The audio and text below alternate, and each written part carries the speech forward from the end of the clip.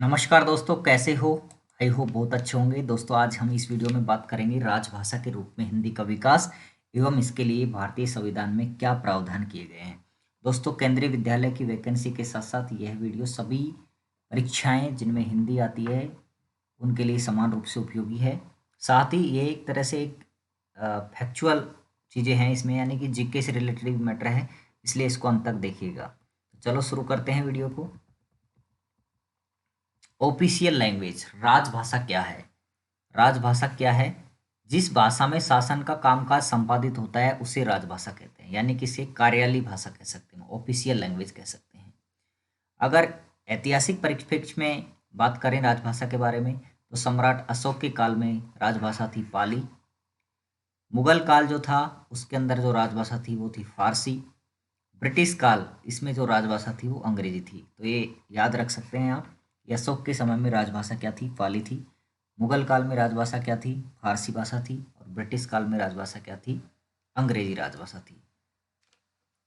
ठीक है, आगे देखिए दोस्तों, राजभाषा के रूप में हिंदी का विकास। सबसे पहले पंडित मदन मोहन मालवीय ने, किसने? पंडित मदन मोहन मालवीय ने सबसे पहले भारतवर्ष के लिए हिंदी भाषा का नाम सुझाया। सबसे पहले पंडित मदन मोहन मालवीय जी ने, ये याद रखना है आपको। संविधान सभा में हिंदी को राजभाषा बनाने का प्रस्ताव गोपाल स्वामी अयंगर ने प्रस्तुत किया था। अंततः भारतीय संविधान में हिंदी को 14 सितंबर 1949 को मान्यता दी गई। कब दी गई? 14 सितंबर 1949 को। आपको पता है कि प्रतिवर्ष राष्ट्रीय हिंदी दिवस कब मनाया जाता है? 14 सितंबर को मनाया जाता है। राष्ट्रीय हिंदी दिवस कब मनाया जाता है? 14 सितंबर को। ये भी आपको याद रखना है। दोस्तों, अगर पहली बार विजिट कर रहे हैं हमारे चैनल पे, तो चैनल को सब्सक्राइब कर दीजिए और अपने दोस्तों के साथ इस वीडियो को ज़रूर शेयर करें, लाइक कर दीजिए। आगे देखिए दोस्तों, संविधान के भाग 17 में, 17th में, ये देख लीजिए हम, संविधान के भाग 17 में अनुच्छेद यानी कि आर्टिकल 343 से 351 तक, यानी कि 343 से 351 तक जो है अनुच्छेद, ये किससे संबंधित हैं? राजभाषा से संबंधित है। किससे संबंधित हैं? राजभाषा से। तो आपसे पूछे जा सकते हैं कि राजभाषा से संबंधित प्रावधान संविधान के किस भाग में है? तो भाग संविधान के भाग 17 में है, ध्यान रखना।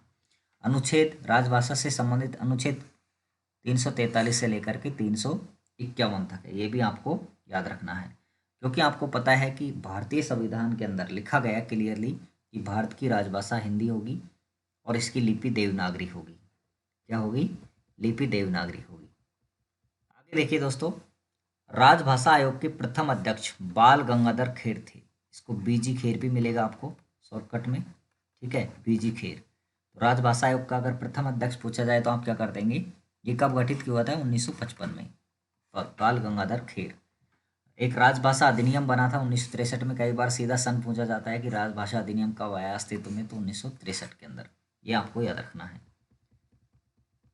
आगे देखिए, भारतीय संविधान की 8वीं अनुसूची में 22 भाषाएं वर्णित हैं। कितनी भाषाएं हैं? भारतीय संविधान की 8वीं अनुसूची में 22 भाषाएं हैं, जिनमें से एक हिंदी भी है। जिनमें से एक हिंदी भी है। दोस्तों, ये कुछ संक्षिप्त जानकारियाँ जो आपके लिए बहुत ही इंपॉर्टेंट साबित हो सकती हैं।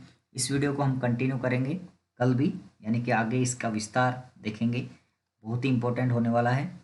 तो कल मिलते हैं फिर से। 6 बजे हमारी हिंदी की क्लास चलती है, ध्यान रखना। रोज़ सुबह 6 बजे हिंदी की क्लास चलती है, तो आप ज्वाइन करना ना भूलें, बहुत ही इंपॉर्टेंट होगा। ठीक है, तो मिलते हैं अगले वीडियो में। तब तक के लिए नमस्कार।